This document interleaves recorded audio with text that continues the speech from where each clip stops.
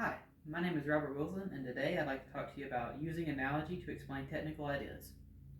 So, imagine that you're a lead software developer for NASA, and you had just developed a great piece of software to be able to calculate everything necessary to send rockets to Mars. But let's say that you're challenged with the responsibility for explaining these concepts in front of a class of sixth graders. Well, you may not just walk in and start explaining all these complicated theories and algorithms that you use to develop your software. Rather, you may make an analogy comparing your software to a calculator, something that the sixth graders are more familiar with. And you can say that, this software is similar to a calculator in the ways that it calculates everything necessary to be able to send a rocket to Mars. Or you could even maybe compare it to an app on a cell phone, where this is software that you had created, and much like software on a cell phone, you can use it for whatever you like. So, in today's presentation, I'd like to talk to you about a couple things. First, what is an analogy? The next one is, what is the power of analogies? Next is analogies in scientific communication. And finally, using analogies wisely. So, first of all, what is an analogy? An analogy is a comparison between two ideas that are similar or somehow explain each other. A lot of the times, analogies are given using similes and metaphors. Simile is a comparison using the words like or as, where a metaphor is a comparison without using the words like or as. A great example of an analogy is a computer. A computer, the entire purpose of it, is a filing system. If you were explaining to maybe elderly what a computer was, a good representation for this is to explain to them that it's a filing system where you can store information like you would in a file, and then later you can receive information as you would in a file. Another analogy that you can make with a computer and the internal parts of it is to the human body, where the central processing unit of a computer, or the CPU, is similar to the heart, where it pumps out all the processes. When your body pumps out the blood to the other parts of the body and their functions, the CPU pumps out all the processes to the other parts of the computer. The memory of the computer is similar to the brain, where it stores all that information. The eyes of a computer is similar to your webcam.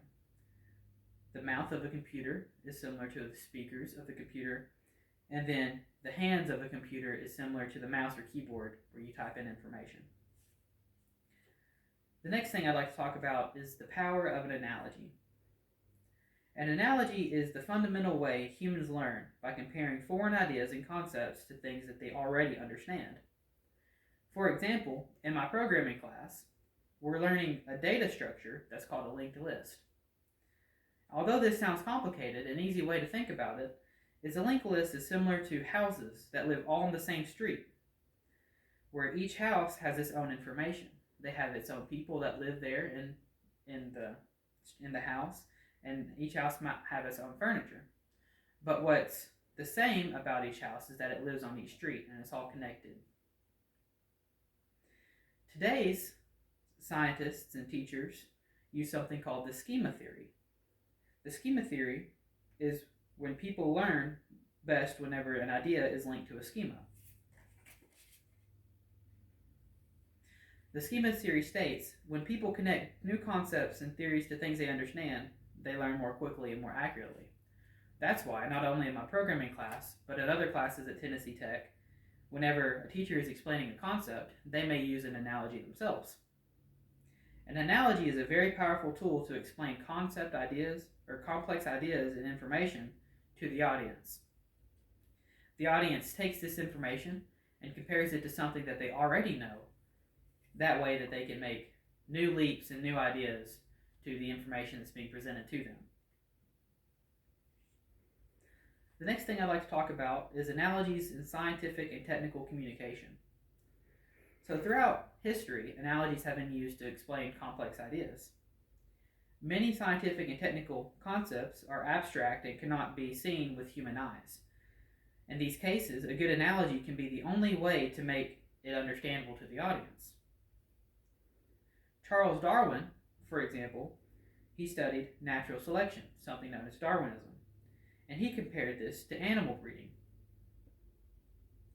Another good example of this is in 1953, when James Watson and Francis Crick discovered DNA.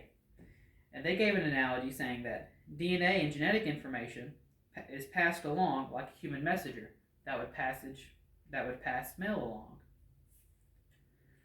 And they also compared it to a zipper when they said that the DNA was enclosed is similar to a zipper.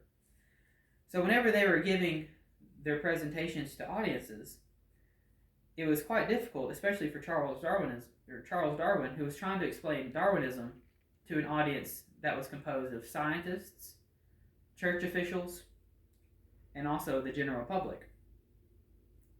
And James Watson, whenever they gave theirs, DNA was something that not many people in the audience had known about at the time. So whenever they compared it to the zipper, it was easy for the audience to take a foreign concept or idea that was being presented to them and understand. The next thing I would like to talk about is when to use an analogy and using analogies wisely. So the first thing that you have to think about whenever you're wanting to use an analogy in a technical presentation is you need to determine what are you going to use the analogy for.